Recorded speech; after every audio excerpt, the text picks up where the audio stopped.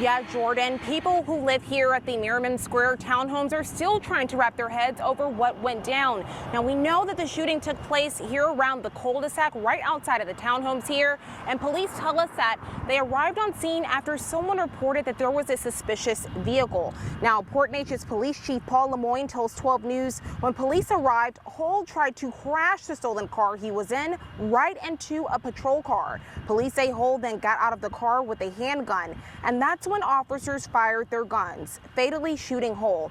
It all went down just before 7 this morning, and we spoke with people who live nearby, and they tell us that they're still on edge following this ordeal.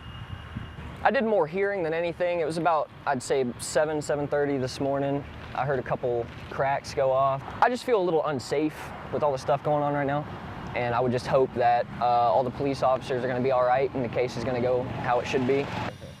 Happened here in the 700 block of Goliad Street here in Beaumont, and this could be in connection to a shooting that happened in Lumberton. I'm going to step out of the way for a second and zoom in on what we're seeing. This was the home that was raided earlier today.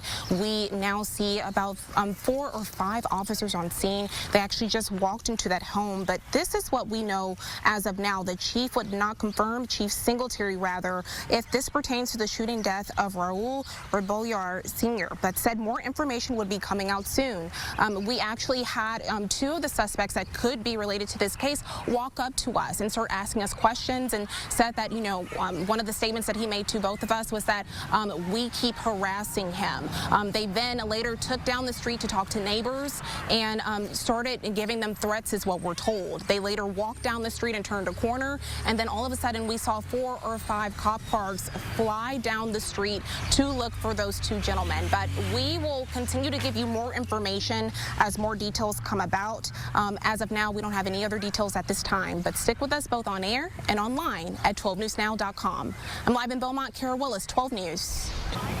Guys, good morning. Yes, we are standing here outside of the Hardin County Sheriff's Office, where we're just trying to dig up any extra details we may find that may have happened overnight. And what we know now is that the manhunt started yesterday and for over a warrant for the arrest of Jarius Andrew Brown. Now, here are some of the details that we know right now. We know that Sour Lake police tried to arrest him Wednesday morning during a traffic stop, and that's when Hardin County Sheriff's Office says that he led officers on a chase in Saratoga. Now, Sheriff Mark Davis says he crashed, got out of his car with a long gun, and fired several rounds towards an officer. He then took off on foot into the woods. Now, the Sheriff Davis says that Brown is still armed and dangerous, and that officers are not giving up on capturing him, but the dense woods could make this hunt a little complicated.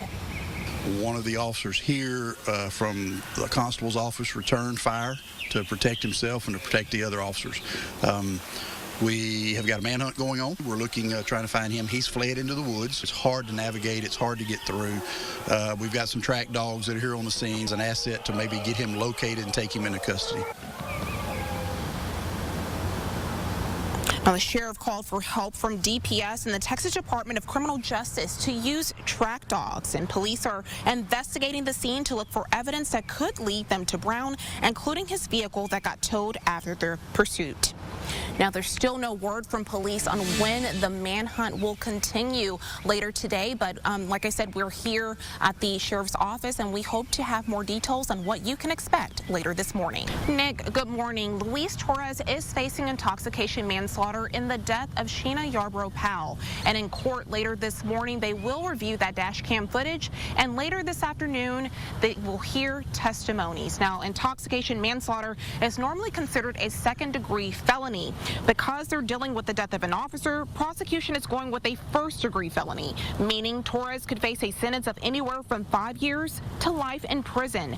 Partner for Smith and Shipley law firm, Bruce Smith is not involved in this case, but has experience with previous intoxication manslaughter trials. He says that the jury will need to decide if intoxication played a role in the accident, and the court is expected to review the dashcam footage of the crash, and it could be used in both arguments. Good morning. There is a lot on the table for this election. Guys, good morning. If you're a parent, you may be wondering and you may have concerns, is this vaccine safe for my child? Well, you're not alone. Can't believe what these families are going through, just like homes you see behind me that have completely lost their roof in the damage that we were seeing yesterday. but let me walk you through exactly some of what the community is feeling with that frustration when they come out to the games. You can see that with that vote, they had to decide whether or not to vote yes to new improvements or to keep using the concession stand, or tent rather, that they've been using for the last 40 years.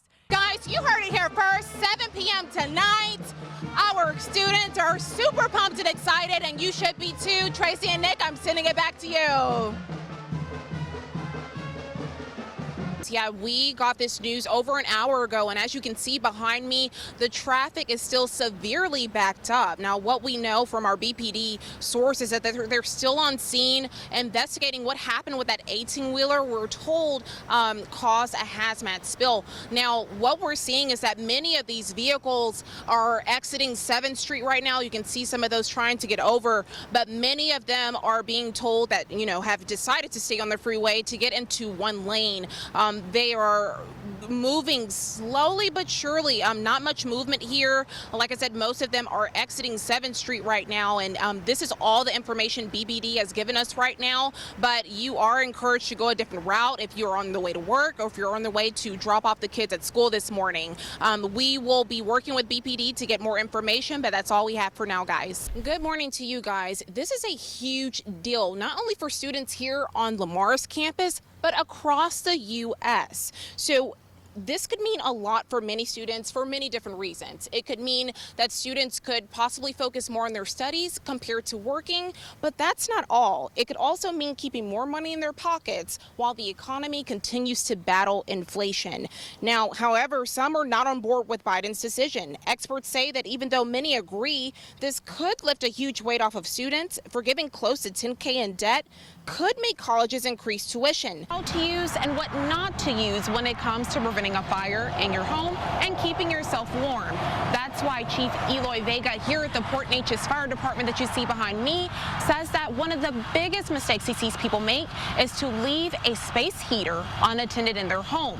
So guys, good morning. I'm here outside of the Redbud Festival, and as you can see, I'm living out all of my childhood dreams on the carousel. But coming up, we will tell you just how they're celebrating their 50th and all they have to offer here at the festival. We will tell you more details coming up. Stick around. What's going on behind me? I guess you guys will have to stay tuned to find out. I'll be doing something I never thought I would ever do in life. Coming up next right here.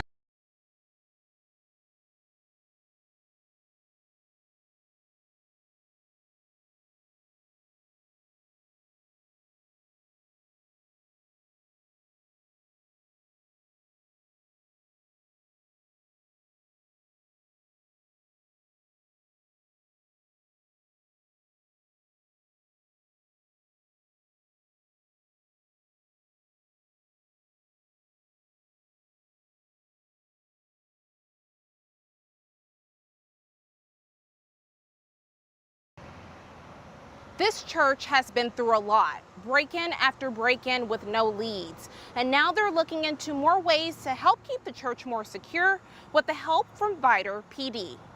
They took an old air conditioning unit that we had and stole the copper coils out of it. And Pastor David Willis says that that's not the only thing the mass thief took. Since the time, he's stolen probably 3 television sets, and I can't think of the other things right now, but that's primarily what he looks for. He says the intruder that you see here broke into the Maple Crest Baptist Church last Thursday with his face fully covered. Right before breaking in, he tore the church's surveillance camera down. This has caused church leaders to rethink security. People who handle our security committee, they're looking into these things now, and because that's really what we need, so it can alert the police or other people immediately to the scene. In fact, we've put all kinds of new door locks on the doors, all kinds of things like that, just to make our buildings more secure. The intruder got through the current lock on the church's door. You can see here where he was able to push through. Vidor Police Chief Rod Carroll says that they are trying to track down who is responsible. I've had some information on a possible suspect, and we're going to continue to move forward on that issue. We do have a great picture of the individual, although they are covered up. But just like with anything, people recognize an individual, and we have received some tips on who that individual is. Chief Carroll says that some other things that can help keep you safe is to make sure that your windows and your doors are locked on your home or your business. Also, keeping your place well lit can discourage an intruder from breaking in. Inviter Kara Willis, 12 News. Empty store shelves have plagued parents for months now. No baby formula to be found, store after store.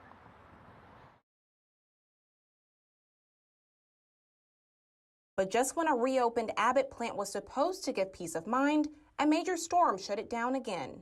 FDA Commissioner Robert M. Califf says the agency knew about the stoppage, but didn't expect it to have a huge impact given the increase in formula imports and supply.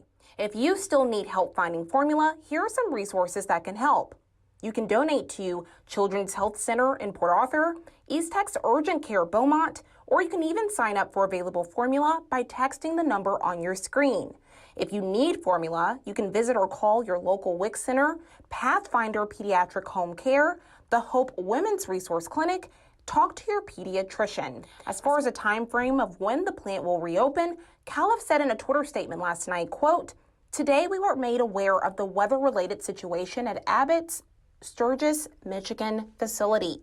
I personally spoke to the CEO tonight, and we discussed our shared desire to get the facility up and running again as quickly as possible." The plant will continue production after it's resanitized. In the meantime, if you need help or can help, you can visit our website at 12newsnow.com.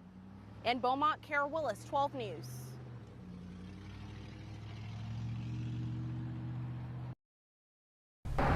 Everyone knows a veteran, and for me, it's my husband, an Army vet who served this country for 8 years. And like many other vets, during his service, he developed trauma most know as PTSD. Our veterans suffered from shell shock or battle fatigue, and then it finally became PTSD. Anxiety, panic, depression, even anger. If you don't have it, it can be hard to understand.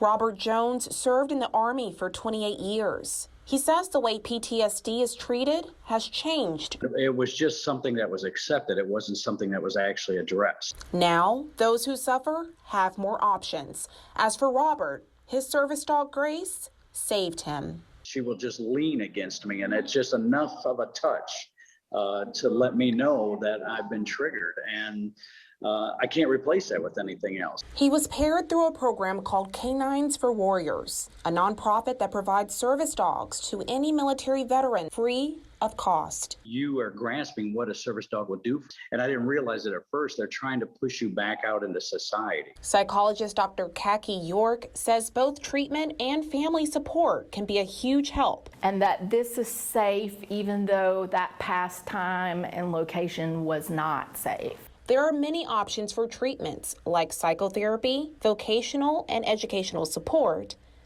animals, just to name a few. York tells me that the longer you wait to get treatment, the worse symptoms can be. But whether you feel that anxiety, panic, depression, even anger, you're not alone. If you're considering a service dog to cope with your PTSD, visit canineforwarriors.org. Kara Willis, 12 News. Many cancer patients and their families struggle to get care here at home. Despite high gas prices, many are forced to drive hours back and forth from Houston just to get the care they need. But thanks to Texas Oncology and Christus St. Elizabeth Hospital, patients will soon have another option closer to home. Today, Texas Oncology broke ground on its new cancer care facility. There's clearly a need. Saves patients a lot of time. Texas Oncology's medical director, Scott McKinney, says it'll stand right here on Christus St. Elizabeth's campus, opening its doors in the spring of 2023. And we look forward to a bigger, better, brighter future, more hope for cancer patients. Kevin Parsley is the Vice President of Strategy and Business Development for Christus Southeast Texas. He's happy to provide more options. Today is the start of a new chapter, so we can continue to expand and advance the cancer care services to all those in our community so that they don't have to travel. They can have the care right here at home in their backyard. The project took 5 years to get to this point, but Parsley says it was all worth it to give patients the best care right here in their own backyard. It's about giving people hope in their fight against cancer. And with a new facility that's state-of-the-art and the latest technology and the latest treatments, our goal in working with Texas Oncology is to have those services available right here in Beaumont to meet the needs of everybody in Southeast Texas. Kara Willis, 12 News. What is Juneteenth? Juneteenth is the date that we as African Americans found out that we were free. Juneteenth is defined as a holiday celebrated on June 19th to commemorate the emancipation of enslaved people in the U.S. For some, it's just a holiday, but for many others, June 19th has a deeper meaning. We should not only look at it as a celebration of what we are doing and contribution we've made, we should also look at the historical relevance. Predominantly Black organizations here in Southeast Texas acknowledge June 19th as a day to celebrate independence, something so many have fought so hard for. But Patterson says even though there's progress, there's still a lot of work that needs to be done. We're not really free until we can have and know that we have the same voting rights as everyone else. And Vernon Durden agrees. He says to keep making progress, the older generation must educate young people so they truly understand Juneteenth's significance. Should have to move out of the way, mentor, bring some young people up to take our place so that this world can be a better place for all of us. One of the ways you can learn more is by attending a local Juneteenth event.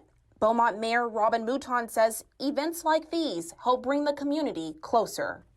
The privileges that we have today came on the blood, sweat, and tears of so many people that came before us. We are not who we are just because we are. It's because of the fight and the change that so many that came before us fought for. Kara Willis, 12 News. They've gotten a taste of what it's like to work from home, and they've gotten a taste of what it's like to work on their own schedules. Benefits? They don't want to be making $12 an hour while their CEO of their company is making $12 million a year. And pay. We're going to live and work differently than we ever have before. Samantha Bailey of Finette says when the pandemic started, things at her previous job as a local pharmacist became overwhelming. You know, there would be days that I'd come home crying. There was no supportive management. We were still expected to meet the same metrics and the same customer service guidelines, and, you know, the customer's always right. Since they weren't actually working in our shoes, and they had no idea what we were going through on a daily basis. So Bailey quit her 9-to-5 job and took a leap of faith to become owner of Sam's Sassy Pups in Finette. Once we went into the pandemic, they realized, hey, wait a minute, I can work from my house. I can bring my child to school. If I have better balance by being home and being productive, working, but also having a life. Talon Trust CEO Kathleen Quinn Votaw is a recruiting expert, and she says workers now know more than ever that they have choices. One of the choices being made is not going back to work at all. In fact, in September, 704,000 Texans remain unemployed, according to the Texas Workforce Commission. The reasons aren't what you might think. That people are afraid to go to work, afraid they're going to get the COVID. I think that has a lot to do with it. You know, who's had their vaccine, who hasn't had their... Beaumont counselor and therapist Donna Rosado says she's seen an uptick in clients struggling with employment, and companies can help. Perhaps break up your workforce and offer that flexibility to them so they can do more and be more independent. That's what the American worker wants right now. They want independence, flexibility, and they want their leaders to be empathetic to their point of view. Quinn Votaw says that a thriving work environment and empathy from management is top of mind for job seekers. Without it, Rosado says it can be difficult for workers to manage work and life. Times what happens when people go back to work, they become stressed. They're stressed from the pandemic. You know, they've had death in their family. You know, they've been isolated. They've been at home. They're starting to have depression. Bailey ended up closing shop from low demand earlier this month. She says even with business challenges, she wouldn't change her experience, and the support from family and community for the world. And I will forever cherish this experience, and it might follow me later on down the road. For now, Quinn Votaw says the key for employers to fulfill employee needs is to be open to change in the workplace. Once we open up the lines of communication, realize we're building communities versus companies, and build great relationships based on kindness and trust and empathy, then we're all going to succeed and it's going to get better. Kara Willis, 12 News.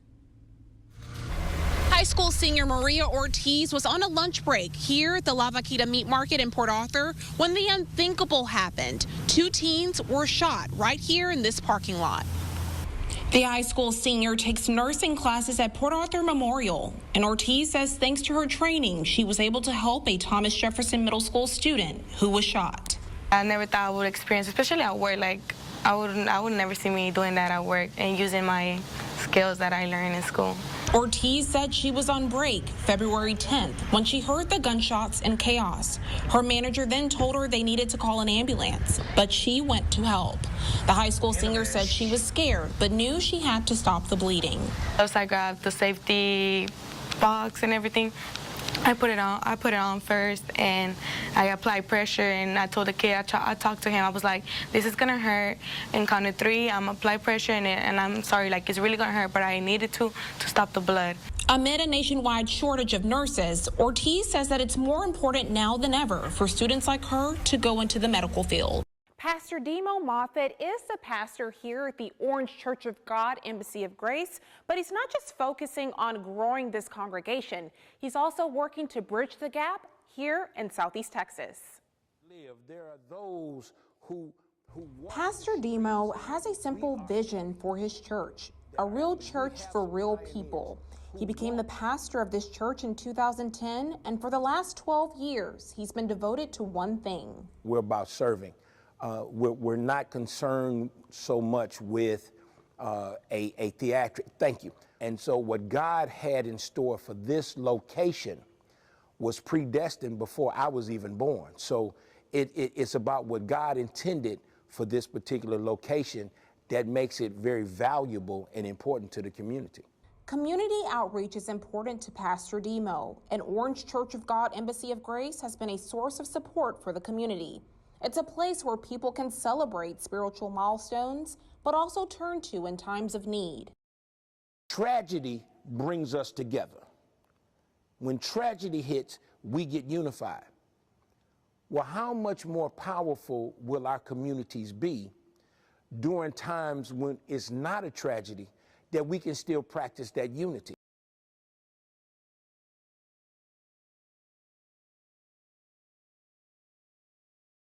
And people protested, demanding protection for voting rights. The rallies marked the 58th anniversary of Dr. Martin Luther King Jr.'s historic march on Washington. And this morning, parents and students in Nederland and Lumberton hoping for a calmer day. Schools in both districts went into lockdown on Wednesday because of separate threats. In Nederland, the high school was impacted, and in Lumberton, both the high school and the middle school were locked down. There's some exciting news for BPD. Beaumont police have 14 new officers in their ranks. It's the most recruits they've received in a decade, and it was a special day for the recruits who are pinned by their families at the event center before they hit the streets to protect our community. Any wet roads out there could become more hazardous over the next 24 hours or so, and thanks to that wintry weather that Christiana has been talking about, we should be preparing ahead. Starbucks says it's no longer requiring its employees to be vaccinated against COVID-19. This is a reversal of the company's announcement last month that it would require all U.S. employees to be vaccinated by February 9th. The change comes in response to the Supreme Court's decision. It rejects President Biden's plan to require vaccines or regular COVID testing at companies with more than 100 employees. And as you begin your day, it's time time for a reason to smile. An 11-year-old in Jasper, AJ Thomas, has overcome many of the health obstacles that have stood in his way. He's now focused on making a lifelong dream come true. AJ was recently selected to compete in a Disney competition, but he needs a little help getting there. The family is hoping to raise $2,500 to help little AJ travel to South Carolina for his acting audition. So far, they have raised $800. We have a link to his GoFundMe. Guys, so get this. Taco Bell is set to launch the next offensive in the chicken sandwich war. Yes, you heard that right. The crispy chicken sandwich taco will be available nationwide at participating locations next Thursday. Guilty, the jury reached a verdict for a man on trial for the Valentine's Day murder of his wife. The court sentenced Christopher Jones to 30 years in prison. More people are using mobile apps and at-home tests to monitor their own health. But like anything else, there are pros and cons to these do-it-yourself health devices. Now, the idea came from other states with similar laws. The lawmakers behind the Texas measure say they've had positive feedback, but not everyone is all for it. Reminds us that we are a nation that believes in a power greater than ourselves. Well, the point is that we are America and not everyone does believe in the same God. So telling children that is very confusing. And in God We Trust signs are already being donated in cities like Dallas and Houston. The Yellow Rose of Texas Republican Women donated a number of them to Cy-Fair ISD schools in Cypress. And a private company donated a batch of signs to Carroll ISD near Dallas-Fort Worth this week. Now imagine, innovate, and inspire. That's the motto for Nederland ISD, and they're definitely living up to the mantra. The district scored an A in the state's accountability rating. And this gauges how well a district sets its students up for success after graduation. In hopes of keeping kids safe and keeping that good grade, Nederland is looking for ways to grow. That includes securing schools. The school district recently proposed arming teachers and staff who volunteer. It's allowed under what's called the Guardian program. Administrators say it could be a game changer when minutes matter. I done gained 5 pounds, I'm gonna have to lose it. Some of your neighbors may be planning to run some laps this morning after indulging at the Beaumont Civic Center last night. People packed the place for a tasting for Some Other Place. Proceeds benefit the Beaumont nonprofit that's helped people in need for decades. Now, last night was the only fundraiser Some Other Place has all year long. This event was virtual the last few years, and the in-person return drew some big crowds. 12 News reporter Cameron Seibert went down to check out the fun. Silsbee police want to know what led to an early morning shooting that sent 2 people to the hospital. It happened in the 400 block of Kirby Street around 2 a.m. yesterday. A 22-year-old Silsbee man and a 19-year-old man from Orange were shot. They're expected to be okay. Investigators believe the gunshots came from the road. And if you have any info on the shooting, please call Silsbee PD. And the state fire marshals collected items from the home of former NFL star Earl Thomas in Orange to be tested in their lab. A fire destroyed the house last week. Orange County Sheriff's deputies say they had to get a warrant to search through the rubble because they couldn't get permission from Thomas. Sheriff Jimmy Mooney says it could take 6 to 8 months for a final cause. He says lightning was likely to blame. And charges could be coming soon following this 6-vehicle pileup on Dowland Road in June. The case is now in the hands of the Jefferson County District Attorney's Office. Beaumont police believe the driver of a Dodge pickup truck is responsible and suggested a charge of intoxication assault for that drive. The DA could make a decision within the next week. And First Lady Jill Biden tested positive for COVID-19. The test came Monday during her regular testing routine. The spokesperson says she developed symptoms while vacationing with the president in South Carolina. President Biden tested negative yesterday and returned to the White House. The First Lady will remain in South Carolina. Good afternoon. Thanks for tuning into 12 News at Noon. I'm Kara Willis. It's a special day for Some Other Place as they hold their 20th annual tasting event. The fundraiser is a way for the staple of Southeast Texas to continue giving back. 12 News reporter Gloria Walker spoke with the Some Other Place director about how we can support the fundraiser. A follow-up on the tragic story out of Port Arthur last week. Officials found 2 submerged vehicles in a canal. Inside both were remains. One was Elton Harris, who had been missing since July. The other could be tied to a 14-year-old cold case. The remains were sent to UNT in hopes that the lab could give family and officials the information they need to close the case. And this morning, we looked into what happens after and what it takes to ID those remains. 12 News reporter Simona Barker reached out to the Jefferson County Crime Lab to get an idea of what that process looks like once the remains arrive. And we all love a nice home-cooked meal, but it's always tempting to grab a bite to eat from a local restaurant. And now, with high inflation, the gap between grocery store items and restaurant food is the widest it's been in half a century. NBC's Sam Brock breaks down whether it's cheaper to dine in or eat out. Parents, you send your children to school with the expectation that they'll be safe and learn all that they can. And really, the first week back should be exciting. New teachers, new clothes, new supplies, a new year. But for some students, it's not always so great because it might mean being bullied by a classmate.